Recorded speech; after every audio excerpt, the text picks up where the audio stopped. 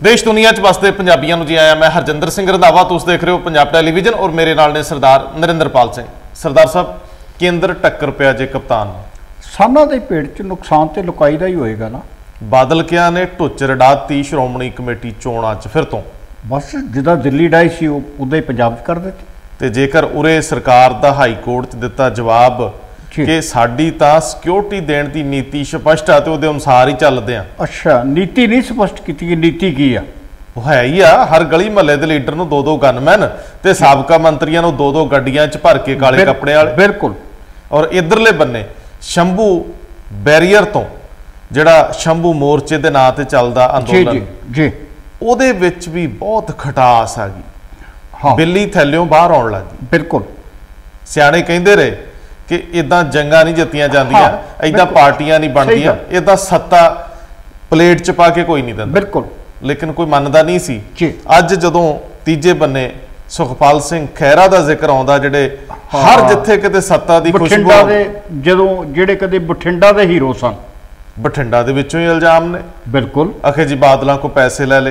हाँ, ये बलविंदर DSP जिहड़े जिन्हां नूं सस्पेंड कीता, बिल्कुल लुधियाणे दे आशू नाल पंगा पिया, बैंसा नाल पंगा जिहदा पिया जी, ਉਹੀ DSP अपनी चैट दे विच WhatsApp ਦੇ ਉੱਤੇ ਕਿਸੇ ਨੂੰ ਕਹਿ ਰਿਹਾ ਕਿ ਮੇਰੇ ਕੋਲ ਸਬੂਤ ਨੇ ਖੈਰਾ पैसे लैके बठिंडियों लड़िया। पर सवाल तो है रंधावा जी, जे एडा ही कोई ईमानदार अफसर है ਜਾਂ कह लो कि ईमानदारी ते बेबाकी करके अगलियां ने घर बाया होया, तो फिर इन्नी देर कर देनी सच बोलने दी शंका दे घेरे च?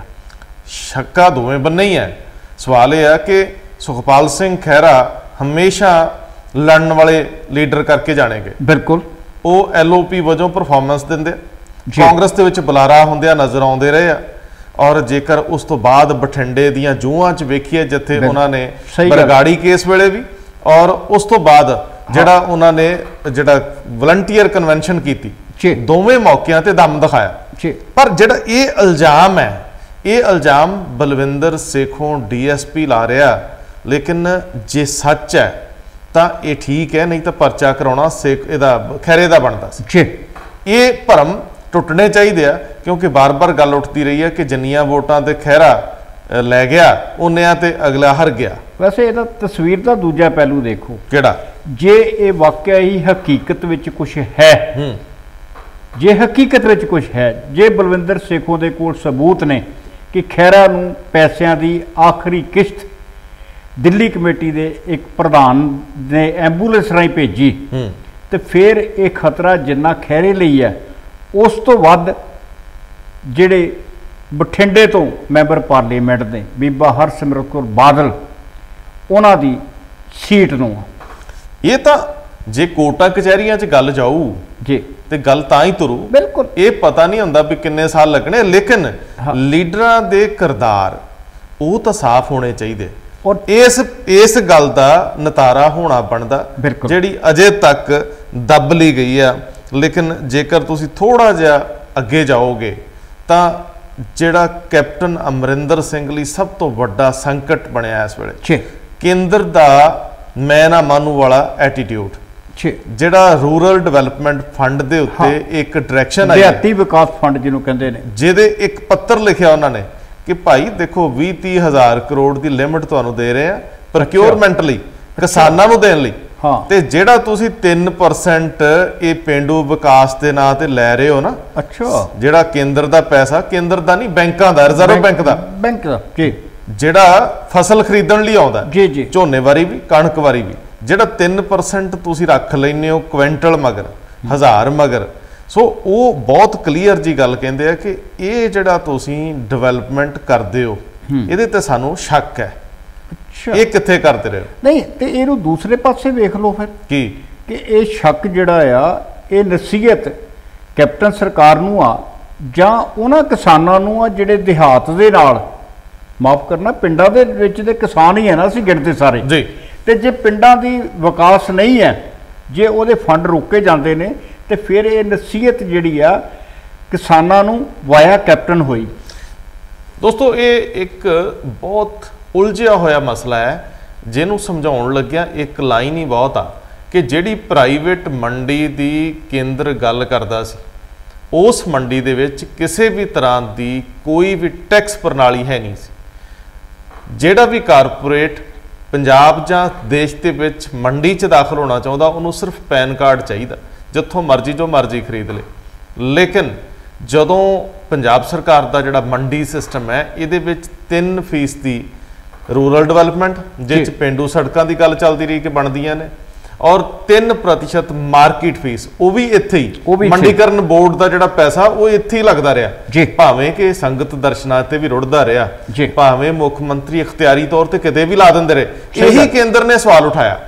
जिहड़ी गल निजीकरण जां कारपोरेट सैक्टर दे खेती रिफॉर्म्स वाले बिल तो बाद होनी सी, केंद्र ने पहला ही कहता कि लो तुसीं तां बिल बनाउने हो ना कप्तान जी, आ चक्को, जिहदे करके तुसीं किसानां दे हक च लड़दे पे हो कि सरकार नूं भी 1500 करोड़ आउंदा सी, लगभग 2.5-3 हज़ार करोड़ साल दा आउंदा सी, लो चक्को उहदे ते लीक पहला फेर दिंदे आ, हुण दिओ किसानां दा साथ। बिल्कुल, देखो दूसरे पासे जिहड़ा कैप्टन ने मुद्दा उठा दिता कि तुसीं जिहड़ी टैक्सां दी जिहड़ी सानूं वापसी दिंदे हो उहदी वंड जिहड़ी आ उहदी काणी वंड ना करो, ये ना करो कि धारा 1 आ ते धारा 2 आ जी, ये सूबा वखरा आ वो सूबा वखरा आ जी।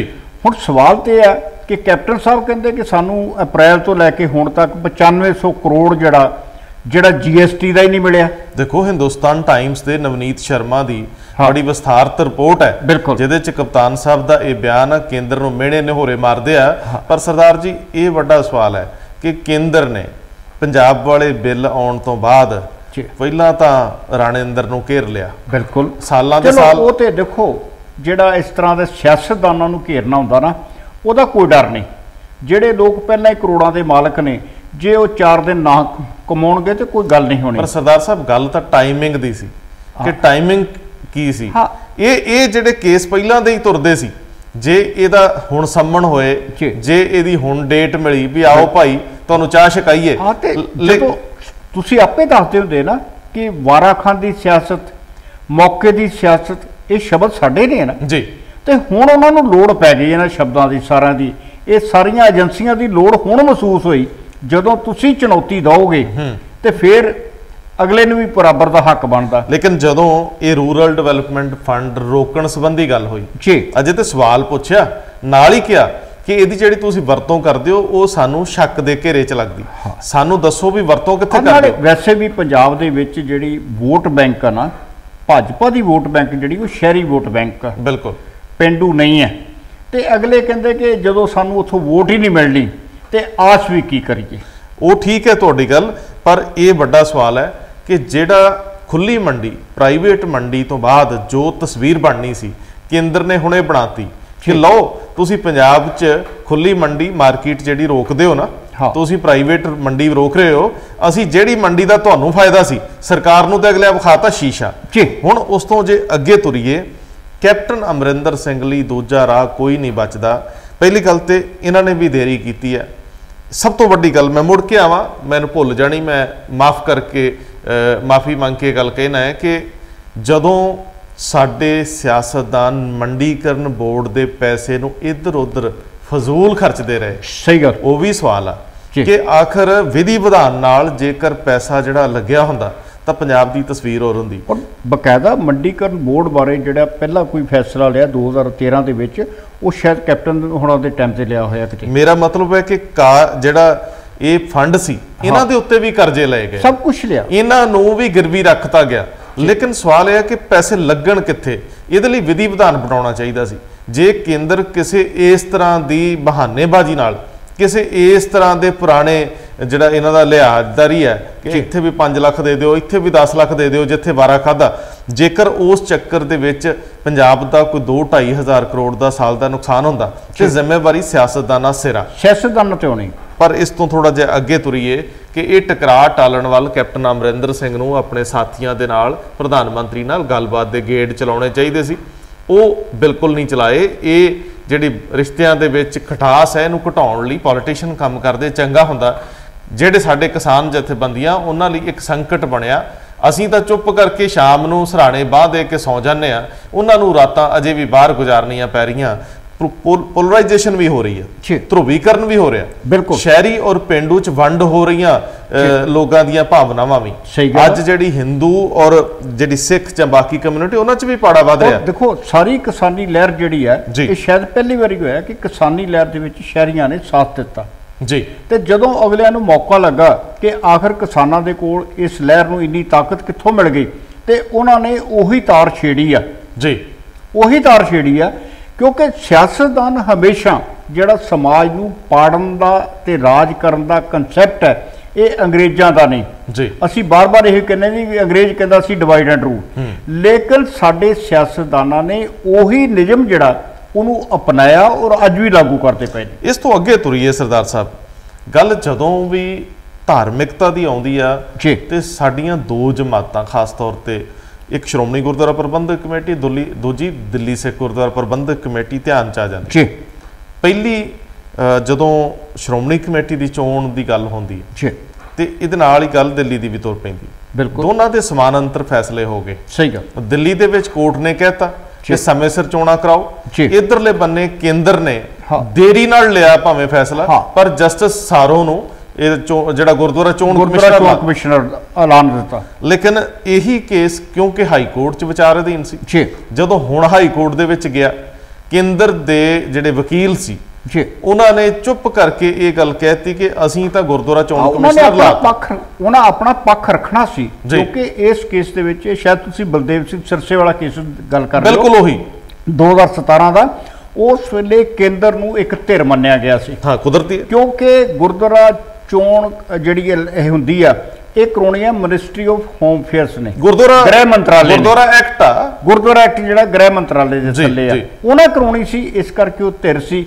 ते उन्होंने हुण जिहड़ा सवाल पहला उठाया गया होएगा उसका जवाब दे दिता कि असी गुरुद्वारा चोण कमिश्नर नियुक्त कर दिता है, नोटिफिकेशन जारी कर दिता है। 9 तरीक दसी है, और नोटिफिकेशन की कॉपी साडे कोल आ कि जिहड़े SH सारों जी SS सारों उन्हां दी नियुक्ति हो चुकी है, मेरे ख्याल दफ्तर भी अलॉट होने की प्रक्रिया शुरू हो गई। ये सारा पंजाब गवर्नमेंट ने करना होता, लेकिन जिहड़ा जवाब क्योंकि श्रोमणी कमेटी धिर सी इन्हां वल्लों गया, इन्हां ने ये गल कही है कि सानू समा दिओ।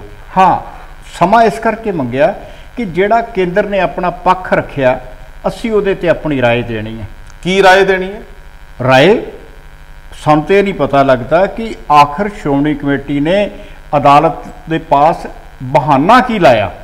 पहली गल ये तुहानूं याद होवेगा कि जदों कुछ दिन पहला सुखबीर सिंह बादल दरबार साहब दर्शनां लई आए सी ते उन्हां नूं पुछया गया सी कि केंद्र ने गुरुद्वारा चोण कमिश्नर की नियुक्ति कर दी है, तुसीं की कहोगे जी? वो कहंदे सी जदों मर्जी चोण करवा लो श्रोमणी कमेटी दी, असीं तैयार हां।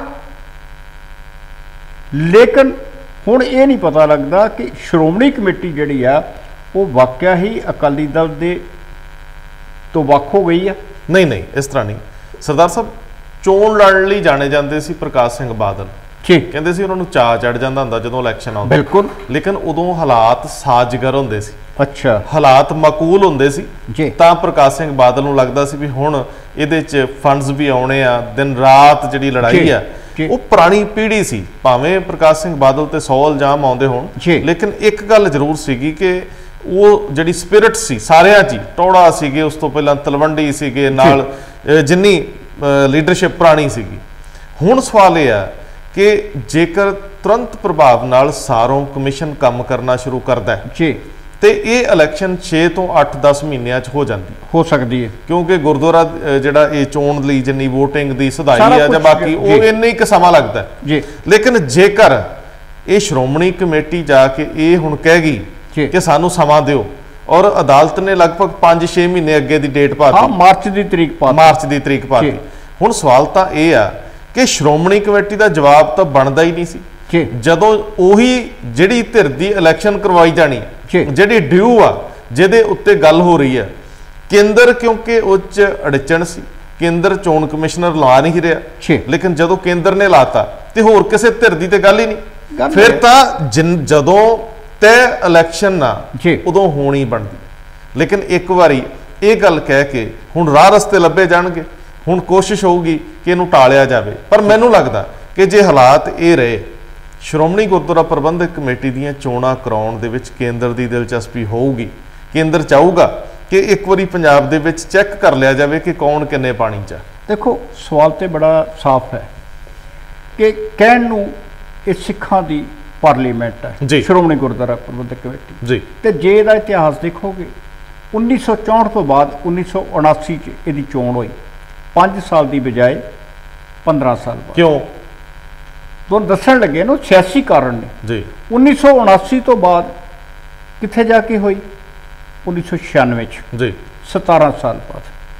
1996 ਤੋਂ ਬਾਅਦ ਜਦੋਂ ਸਾਡੇ ਕੋਲ ਰਾਜ ਭਾਗ ਆ ਗਿਆ, ਜਿਹੜੇ ਲੋਕ ਪੰਜਾਬ ਦੇ ਆਪਣੇ ਹਿੱਤਾਂ ਵਾਸਤੇ ਲੜਨ ਵਾਲੇ ਹੋਣ, ਜਿਹੜੇ ਲੋਕ ਸਿੱਖਾਂ ਦੇ ਨੁਮਾਇੰਦੇ ਘੁੰਮਦੇ ਹੋਣ, ਉਹਨਾਂ ਦੇ ਆਉਂਦਿਆਂ ਵੀ 2001 'ਚ ਚੋਣ ਨਹੀਂ ਹੋਈ ਸ਼੍ਰੋਮਣੀ ਕਮੇਟੀ ਦੀ। ਬਣਦੀ ਤਾਂ ਉੱਥੇ ਸੀ, ਇੱਕ ਝੋਣੀ ਸੀ, 2004 'ਚ ਹੋਈ। ਉਸ ਤੋਂ ਬਾਅਦ ਫਿਰ ਉਹਨਾਂ ਦੀ ਸੱਤਾ ਆ ਗਈ, ਉਹਨਾਂ ਦੀ ਸੱਤਾ 2007 'ਚ ਆ ਗਈ ਪ੍ਰਕਾਸ਼ ਸਿੰਘ ਬਾਦਲ ਦੀ, ਲੇਕਿਨ ਸ਼੍ਰੋਮਣੀ ਕਮੇਟੀ ਚੋਣ 2011 'ਚ ਹੋਈ, ਜਿਹੜੀ ਲਟਕ ਗਈ। ਜਿਹੜੀ ਹੁਣ 2011 'ਚ ਜਿਹੜੀ ਚੋਣ ਹੋਈ ਉਹਨੂੰ ਸੁਪਰੀਮ ਕੋਰਟ 'ਚ ਚੁਣੌਤੀ ਦਿੱਤੀ ਗਈ, ਉਹ 2016 ਤੱਕ ਚਲੇਗੀ।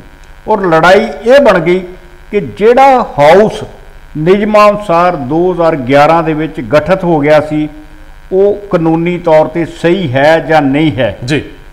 ਔਰ ਇਸੇ ਨੂੰ ਆਧਾਰ ਰੱਖਦਿਆਂ ਜਥੇਦਾਰ ਬਲਦੇਵ ਸਿੰਘ ਸਿਰਸਾ ਨੇ ਹਾਈ ਕੋਰਟ ਦਾ ਦਰਵਾਜ਼ਾ ਖੜਕਾਇਆ ਸੀ ਕਿ ਸ਼੍ਰੋਮਣੀ ਕਮੇਟੀ ਦਾ ਸਮਾਂ 5 ਸਾਲ ਦਾ ਪੂਰਾ ਹੋ ਚੁੱਕਾ।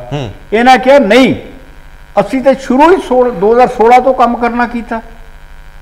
ਹੁਣ ਇਹਨਾਂ ਦੇ ਹਿਸਾਬ ਨਾਲ 2021 'ਚ ਚੋਣ ਬਣਦੀ ਹੈ, ਤੇ ਜੇ 2021 'ਚ ਵੀ ਬਣਦੀ ਹੈ ਤੇ ਮੇਰੇ ਖਿਆਲ ਉਹ ਵੀ ਦੂਰ ਨਹੀਂ। ਗੱਲ ਤੇ ਫਿਰ ਉਹੀ ਆ ਕਿ ਜਦੋਂ ਅੜਿੱਚੀ ਡਾਉਣੀ ਆ, ਟੁੱਚਰੀ ਡਾਉਣੀ ਆ, ਇਹਦਾ ਮਤਲਬ ਕਿ ਤੁਹਾਨੂੰ ਅਜੇ ਲੱਗਦਾ ਕਿ ਸ਼ਾਇਦ ਮਾਹੌਲ ਜਿਹੜਾ ਉਹ ਸਾਜ਼ਵਾਰ ਨਹੀਂ ਹੈ। ਇਹ ਇੱਕ ਬੜਾ ਵੱਡਾ ਸਵਾਲ ਹੈ। ਜਦੋਂ ਮੈਂ ਕਿਹਾ ਸੀ ਨਾ ਕਿ ਸਰਦਾਰ ਸਾਹਿਬ ਨੂੰ ਪੁੱਛਿਆ ਕਿ ਕਿਉਂ ਨਹੀਂ ਹੋਈਆਂ ਚੋਣਾਂ, ਇਹ ਸਵਾਲ ਕੇਂਦਰ 'ਚ ਬੈਠੀ ਹਰ ਉਸ ਧਿਰ ਨੂੰ ਆ ਜਿਹੜੀ ਸਮੇਂ-ਸਮੇਂ ਤੇ ਰਾਜ ਕਰਦੀ ਸੀ।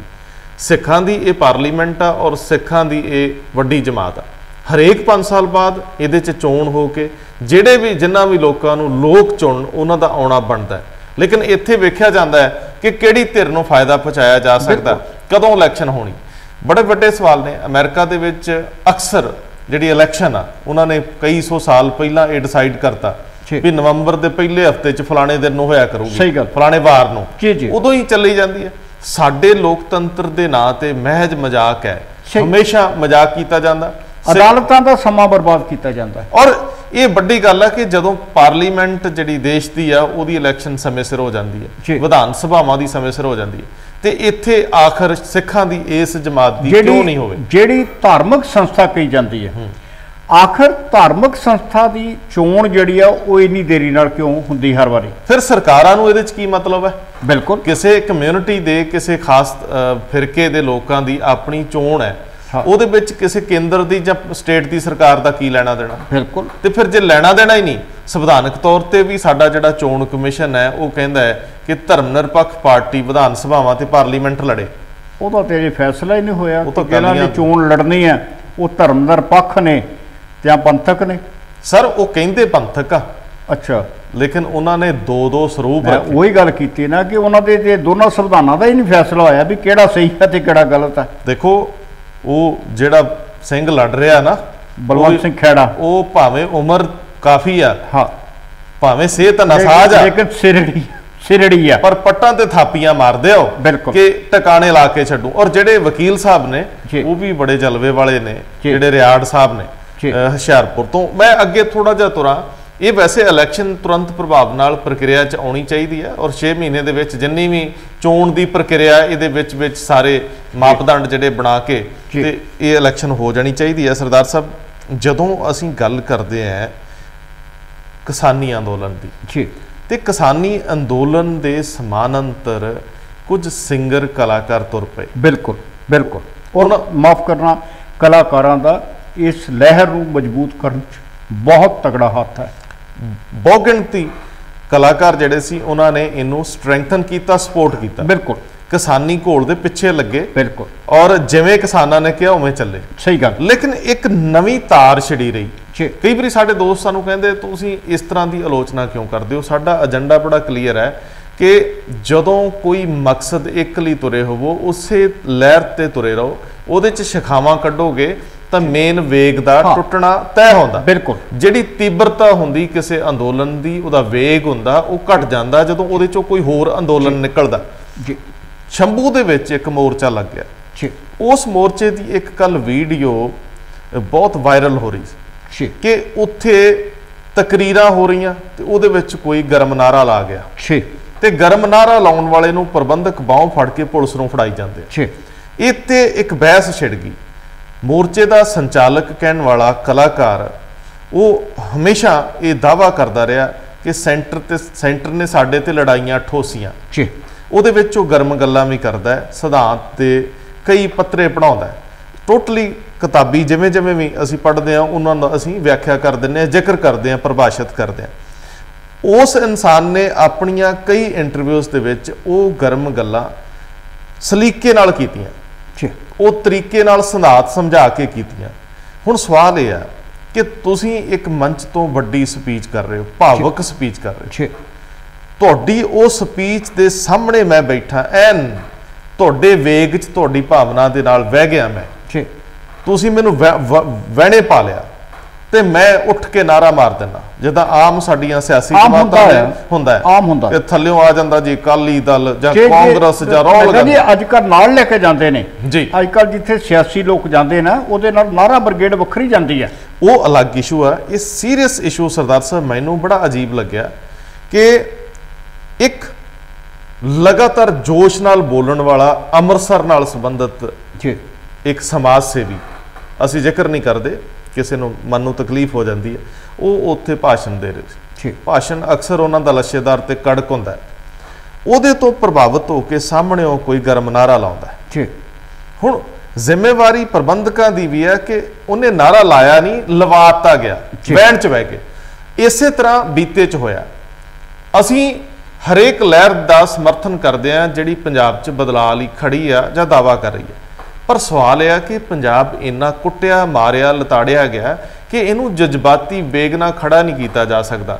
ਜਿਹੜੀਆਂ ਲਹਿਰਾਂ ਦੇ ਕੰਧਾੜੇ ਚੜ੍ਹ ਕੇ ਤੁਸੀਂ ਸੱਤਾ ਸਥਾਪਿਤ ਕਰਨ ਵੱਲ ਤੁਰ ਸਕਦੇ ਹੋ, ਸਿਰੇ ਨਹੀਂ ਲੱਗ ਸਕਦੇ। ਇੱਕ ਸਿਸਟਮ ਦਿੱਤੇ ਬਿਨਾਂ, ਇੱਕ ਬਕਾਇਦਾ ਠੋਸ ਰਣਨੀਤੀ ਤੋਂ ਬਾਅਦ ਅੱਗੇ ਤੁਰਨ ਤੋਂ ਬਿਨਾਂ, ਤੁਸੀਂ ਏਜੰਡਾ ਸੈੱਟ ਕਰ ਕੀਤੇ ਬਿਨਾਂ ਪੈਦਲ ਤੁਰਨ ਵਾਲੇ ਲੋਕ ਕਿਤੇ ਨਹੀਂ ਪਹੁੰਚਦੇ। ਇਹੀ ਸਵਾਲ ਇਸ ਮੋਰਚੇ ਨਾਲ ਖੜਾ ਹੋ ਗਿਆ ਕਿ ਪਹਿਲਾਂ ਤੁਸੀਂ ਆਪਣੇ ਦਾਈਏ ਸਪਸ਼ਟ ਨਹੀਂ ਕੀਤੇ, ਹਰ ਵਿਚਾਰ ਨੂੰ ਖੁੱਲੀ ਜਗ੍ਹਾ ਦੇਤੀ, ਮੰਚ ਦੇਤਾ, ਜਿਹੜਾ ਮਰਜ਼ੀ ਬੋਲੇ। ਮੀਡੀਆ ਦਾ ਉਹ ਕੇਂਦਰ ਬਣ ਗਿਆ ਕਿਉਂਕਿ ਸਾਨੂੰ ਉੱਥੋਂ ਕੰਟੈਂਟ ਮਿਲਦਾ, ਉਸ ਕੰਟੈਂਟ ਲਈ ਮੀਡੀਆ ਹਰ ਵੇਲੇ ਹਾਜ਼ਰ ਹੈ। ਉੱਥੋਂ ਬੋਲੇ ਜਾਂਦੇ ਸ਼ਬਦਾਂ ਦੀ ਵੈਬ ਸੀਰੀਜ਼ ਤੇ ਜਾਂ ਜਿਹਨਾਂ ਨੂੰ ਤੁਸੀਂ ਕਹਿੰਦੇ ਹੋ ਵੈਬ ਚੈਨਲ, ਜਿਹੜੇ ਸੋਸ਼ਲ ਮੀਡੀਆ ਦੇ ਚੈਨਲ, ਉੱਥੋਂ ਬਹੁਤ ਛੇਤੀ ਵਾਇਰਲ ਹੁੰਦੀਆਂ ਚੀਜ਼ਾਂ। ਹਰੇਕ ਚੈਨਲ ਨੂੰ ਉਹ ਕੰਟੈਂਟ ਅੱਛਾ ਲੱਗਦਾ। ਤੁਹਾਡੀ ਆਵਾਜ਼ ਜਿਹੜੀ ਆ ਉਹ ਆਮ ਲੋਕਾਂ ਤੱਕ ਪੁੱਜਣੀ ਸ਼ੁਰੂ ਹੋ ਗਈ। ਲੇਕਿਨ ਕੀ ਪੰਜਾਬ ਜਿਸ ਸਥਿਤੀ 'ਚ ਖੜਾ ਹੈ, ਮੈਨੂੰ ਤਾਂ ਹੈਰਾਨੀ ਹੋਈ ਕਿ ਜਦੋਂ ਸੁਖਪਾਲ ਸਿੰਘ ਖਹਿਰਾ ਉੱਥੇ ਗਏ ਉਸ ਤੋਂ ਬਾਅਦ ਕਹਿੰਦੇ ਜੀ ਉਹ ਬੜਾ ਵਧੀਆ ਕਰ ਰਹੇ ਜੀ, ਅਸੀਂ ਉਹਨਾਂ ਨਾਲ ਚੱਲਾਂਗੇ। ਸੁਖਪਾਲ ਸਿੰਘ ਖਹਿਰਾ ਵਰਗਾ ਪ੍ਰੌੜ ਸਿਆਸਤਦਾਨ ਐਵੇਂ ਹਰ ਜਗ੍ਹਾ ਲੱਭਦਾ ਫਿਰੇ। ਮੈਨੂੰ ਤਾਂ ਬੜਾ ਅਜੀਬ ਲੱਗਿਆ ਕਿ ਤੁਸੀਂ ਜਿੱਥੇ ਤੁਹਾਨੂੰ ਲੱਗਦਾ ਕਿ ਇੱਥੇ ਲੋਕ ਇਹਦੇ ਵੱਲ ਵੇਖ ਰਹੇ ਜੀ, ਇੱਥੋਂ ਸ਼ਾਇਦ ਸਾਡੀ ਸਿਆਸੀ ਸਪੇਸ ਬਣ ਜੇ, ਤੁਸੀਂ ਇਹ ਸੋਚੇ ਬਿਨਾਂ ਕਿ ਪੰਜਾਬ ਨੂੰ ਚਾਹੀਦਾ ਕੀ ਹੈ, ਪੰਜਾਬ ਨੂੰ ਖੜਾ ਕਰਨ ਲਈ ਕਿੰਨੀ ਪ੍ਰਤੀਬੱਧਤਾ ਚਾਹੀਦੀ ਹੈ। ਮਤਲਬ ਤੁਸੀਂ ਕੇਂਦਰ ਤੋਂ ਆਸ ਕਰ ਰਹੇ ਹੋ ਕਿ ਉਹ ਪੰਜਾਬ ਦਾ ਸੋਚੇ, ਕਿਸਾਨੀ ਦਾ ਸੋਚੇ। ਤੁਸੀਂ ਸਰਕਾਰ ਕੋ ਸੂਬੇ ਦੀ ਸਰਕਾਰ ਤੋਂ ਆਸ ਕਰਦੇ ਹੋ ਕਿ ਉਹ ਸਾਡੇ ਲਈ ਸੋਚੇ, ਕਿਸਾਨਾਂ ਦੀ ਸੋਚੇ, ਸੂਬੇ ਦੀ ਸੋਚੇ। ਲੇਕਿਨ ਤੁਹਾਡਾ ਆਪਣਾ ਅਜੇ ਏਜੰਡਾ ਜਿਹੜਾ ਪੂਰੀ ਤਰ੍ਹਾਂ ਤੈਅ ਨਹੀਂ ਹੈ ਕਿ ਤੁਸੀਂ ਕਿਸ ਮਾਰਗ ਤੇ ਤੁਰਨਾ। ਸਰਦਾਰ ਸਾਹਿਬ ਇਸ ਤੋਂ ਵੀ ਥੋੜਾ ਜਿਹਾ ਅੱਗੇ ਆ ਜਾਓ। ਦੇਖੋ ਸਵਾਲ ਇਹ ਹੈ ਕਿ ਸਥਾਪਿਤ ਪਾਰਟੀਆਂ, ਉਹਨਾਂ ਕੋਲ ਆਪਣਾ ਪਿੰਡ ਪੱਧਰ ਤੱਕ ਵਰਕਰ ਬੇਸ ਆ। ਬਿਲਕੁਲ ਠੀਕ ਹੈ ਜੀ। ਅੱਜ ਤੱਕ ਇਹ ਪਾਰਟੀਆਂ ਕਾਮਯਾਬ ਕਿਉਂ ਹੁੰਦੀਆਂ? ਉੱਤੋਂ ਆਵਾਜ਼ ਥੱਲੇ ਤੱਕ ਜਾਂਦੀ। ਸਹੀ ਗੱਲ। ਤੇ ਥੱਲੇ ਬੂਥ ਪੱਧਰ ਤੱਕ ਲੜਨ ਵਾਲੇ ਬੰਦੇ ਮੌਜੂਦ ਆ। ਹਰੇਕ ਪਾਰਟੀ ਦੀ ਭਾਵੇਂ ਵਿਚਾਰਧਾਰਾ ਅੱਜ ਰਹੀ ਨਾ ਰਹੀ, ਲੇਕਿਨ ਇੱਕ ਵਿਚਾਰ ਨਾਲ ਤਾਂ ਤੁਰਦੇ ਆ। ਕਿ ਕਾਂਗਰਸ ਦਾ ਵੀ ਆ, ਬੀਜੇਪੀ ਦਾ ਵੀ ਆ, ਹਰ ਪਾਰਟੀ ਜਿਹੜੀ ਕੋਈ ਨਾ ਕੋਈ ਵਿਚਾਰਧਾਰਾ ਆ। ਲੇਕਿਨ ਪੰਜਾਬ ਨੂੰ ਜਿਸ ਵਿਚਾਰ ਦੀ ਲੋੜ ਸੀ ਉਹ ਸੀ ਸੰਗਠਿਤ ਵਿਕਾਸ, ਕਲਚਰਲ ਚੇਂਜ। ਸਾਡੇ ਭੈੜ ਆ ਗਏ, ਅਸੀਂ ਝੱਟ ਖੁਦਕੁਸ਼ੀ ਕਰ ਲੈਨੇ, ਅਸੀਂ ਦੂਜਿਆਂ ਨੂੰ ਜ਼ਿੰਦਗੀ ਦੇਣ ਵਾਲੇ ਝੱਟ ਮੌਤ ਬੰਨ ਲੈਨੇ ਪੱਲੇ। ਠੀਕ ਹੈ, ਲੇਕਿਨ ਕੀ ਤੁਸੀਂ ਜੇ ਅਸੀਂ ਵੀ ਗਣਾਈ ਜਾਵਾਂਗੇ, ਮੰਨ ਲਓ ਅਸੀਂ ਇਸ ਮੰਚ ਤੋਂ ਕਹੀ ਜਾਂਦੇ ਆ ਕਿ ਇਹ ਵੀ ਮੁਸ਼ਕਿਲ ਹੈ, ਇਹ ਵੀ ਮੁਸ਼ਕਿਲ ਹੈ, ਇਹ ਵੀ ਮੁਸ਼ਕਿਲ, 100 ਮੁਸ਼ਕਿਲਾਂ ਨੇ, ਪੰਜਾਬ ਮੁਸ਼ਕਿਲ ਹੀ ਹੈ ਬਣ ਗਿਆ ਇੱਕ, ਲੇਕਿਨ ਜੇ ਅਸੀਂ ਹੱਲ ਨਹੀਂ ਦਰਸਾਉਂਦੇ ਫਿਰ ਸਾਨੂੰ ਇਹ ਕਹਿ ਕੇ ਕਿ ਅਸੀਂ ਇਹਨਾਂ ਨੂੰ ਹੱਲ ਕਰ ਦਿਆਂਗੇ, ਤੁਰਨ ਦਾ ਕੋਈ ਹੱਕ ਨਹੀਂ। ਇਹੀ ਗੱਲ ਦੂਜਿਆਂ ਵਾਂਗ ਹੋਈ ਕਿ ਸ਼ੰਭੂ ਮੋਰਚੇ 'ਚ ਇਹੀ ਗਿਣਤੀ ਗਣਾਈ ਜਾ ਰਹੀ, ਇਹ ਵੀ ਮੁਸ਼ਕਿਲ, ਇਹ ਵੀ ਮੁਸ਼ਕਿਲ, ਇਹ ਵੀ ਅਸੀਂ ਮਰ ਗਏ, ਅਸੀਂ ਸਾਨੂੰ ਕੇਂਦਰ ਨੇ ਇਹ ਕਰਤਾ। ਇਸ ਵੇਲੇ ਲੋੜ ਸੀ ਕਿ ਪੰਜਾਬੀਆਂ ਨੂੰ ਇੱਕ ਬਲੂ ਪ੍ਰਿੰਟ ਦਿੱਤਾ ਜਾਂਦਾ ਕਿ ਜੋ ਵਾਪਰਿਆ ਹੋਇਆ ਇਹ ਸਭ ਦੇ ਸਾਹਮਣੇ ਆ, ਹੁਣ ਇਹਦੇ ਚੋਂ ਨਿਕਲਣ ਲਈ ਆਹ ਰਾਹ ਵਾ ਤੇ ਇਹਦੇ ਲਈ ਸਾਡੇ ਕੋਲ ਆਹ ਠੋਸ ਰਣਨੀਤੀ ਹੈ। ਔਰ ਜੇ ਇੱਕ ਰਾਹ ਦੀ ਬਜਾਏ ਪਗਡੰਡੀਆਂ ਹੀ ਬਣਾ ਦੇਣੀਆਂ ਨੇ ਤੇ ਫਿਰ ਤੇ ਉਹ ਇੱਕ ਕਹਿੰਦੇ ਨਾ कि कुछ रंजो गम में वो कुछ गुनाहों में कट गई, बाकी जो बची उम्र वो राहों में कट गई। बिल्कुल, एक मंजिल पे चलने वालों ने राहों को पा लिया, बाकी खत्म। बिल्कुल ठीक है। सो ये जड़ा सवाल सी कि इस मोर्चे दे जिहड़े प्रबंधक सी उस मौके ते बड़े हताश नज़र आए, गुस्से च नज़र आए। उस गर्म नारे तो बाद पुलिस नूं जदों वो व्यक्ति दिता जा रहा सी, मीडिया उत्थे सी, बड़े अच्छे जर्नलिस्ट उत्थे सीगे, लेकिन तिखा सवाल कोई नहीं कर सकिया कि आखिर इस व्यक्ति ने वो नारा क्यों लाया। तुसीं हमेशा ये शक नहीं कर सकते कि ये किसी एजेंसी का बंदा है, ये किसी ने प्लांट किया है, किसी दूजी पार्टी का बंदा है। वेखना तो ये होगा कि जो तुसीं कर रहे हो उसका इंपैक्ट की है, उसका प्रभाव की सिरजा जा रहा। हुण बड़े समय बाद शायद जे किसानी लहर की गल करिए, बहुत एक लंबे अरसे बाद ये गल सामने आई कि गल सिर्फ किसानी नूं राहत दी नहीं है, गल पंजाब दी होंद दी बचाउण दी। ये गल बड़े चिर बाद बाहर आई है। नहीं तो जिहड़ियां पार्टियां ने कदी कि असीं पंजाब दी वध हित, पंजाब दी वध हक, वो जदों सत्ता मिली लंबे हो गए। बिल्कुल, अज उही पार्टियां चाहे वो अकाली दल बादल है, वो भी बार बार कह रहा कि सूबियां नूं वध अधिकार चाहिए है। कांग्रेस भी जिहड़ी आ वो किसी भी दीवान ना कवे, लेकिन वो चाहती आ कि सूबियां दे नाल वितकरा ना होवे। जदों तुसीं वितकरा खत्म कराउण दी गल करदे हो, तुसीं कहंदे कि सारे सूबियां नूं इक्को जिहे अधिकार दिओ जी, ते जदों साडी इस मुद्दे दे उत्ते एक राय बनदी पई है कि अपने सूबे दी होंद बचा लो, ते फिर सब तो पहला जिहड़ा अहम काम है वो ये होना चाहिए कि तुसी घट्टो घट अपनी होंद हस्ती ते बचा लो। बिल्कुल, बाकी उस तो बाद जिहड़ियां मुश्किलां होणियां ने, जां मुश्किलां ते बहुत नहीं, उहदे तो बाद एक एक करके तुसी हल करन दे राह तुरो, ना कि इक्को वारी सारियां ही जिन्हों कहंदे ने रिड़के च पा देना, तत्थ कोई ना निकले।